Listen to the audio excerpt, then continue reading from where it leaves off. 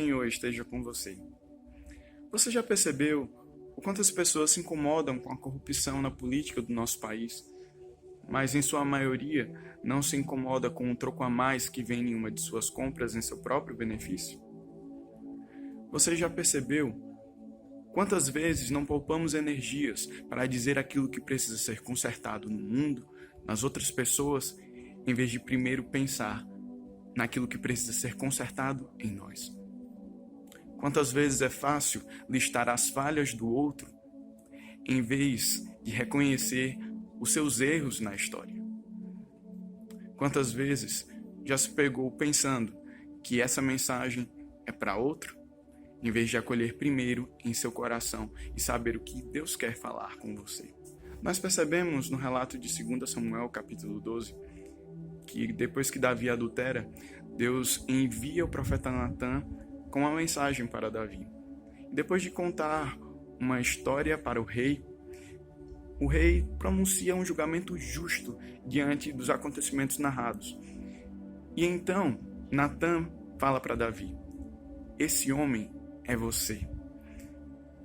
Uma estratégia utilizada por muitos hoje em dia, pois quando apontamos diretamente um erro para alguma pessoa, o seu orgulho é ferido, se levanta uma autodefesa onde ele não reconhece que errou, onde, assim como o rei Saul, quando o profeta Samuel o confrontou, Saul teve a reação de colocar a sua culpa nos outros.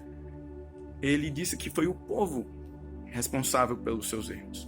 Ou até mesmo como Adão e Eva, depois que eles pecaram.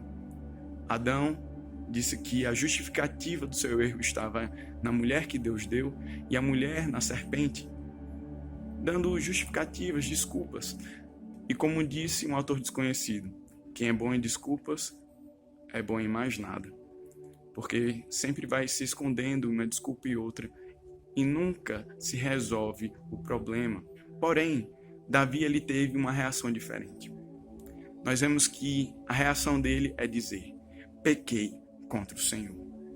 E então ele escreve o Salmo 51, onde no versículo 17 ele diz: sacrifícios agradáveis a Deus são o espírito quebrantado, coração compungido e contrito, não desprezarás, ó Deus. Ele reconhece, ele fala da sua experiência, pois depois que ele se quebrantou diante da palavra do Senhor, o Senhor veio e o perdoou, mesmo que ele ainda teve que lidar com algumas consequências. Mas Deus não o rejeitou. Assim como diz em Tiago 4:6, 1 Pedro 5:5, Deus, na verdade, resiste aos soberbos, mas ele dá graça aos humildes. Um coração quebrantado é humilde.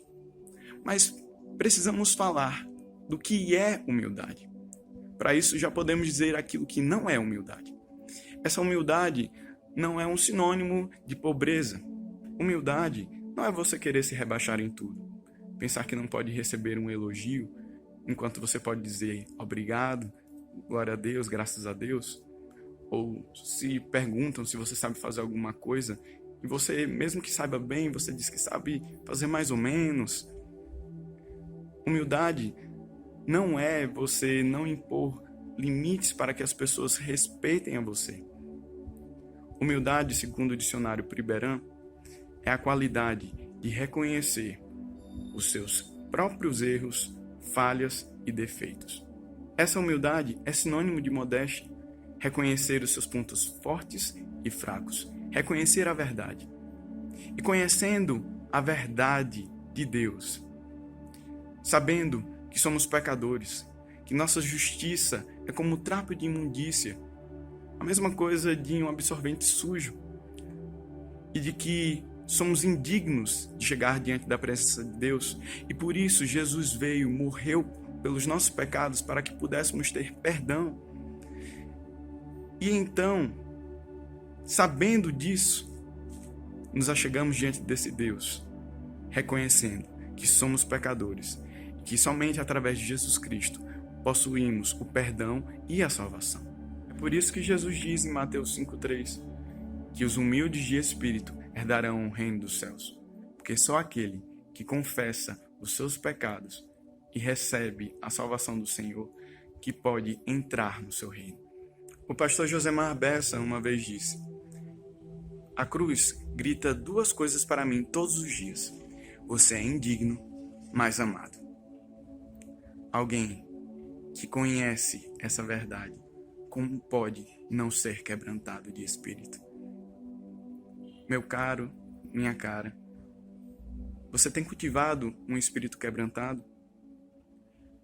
Aquele que é quebrantado, ele quer sempre que apareça menos dele. Ele não se importa com aquilo que os outros estão achando de mal dele ou que falam mal dele, porque ele sabe que o seu coração é muito pior do que os outros acham. Ele sabe que se os seus pensamentos fossem colocados para todos verem, ele teria muita vergonha.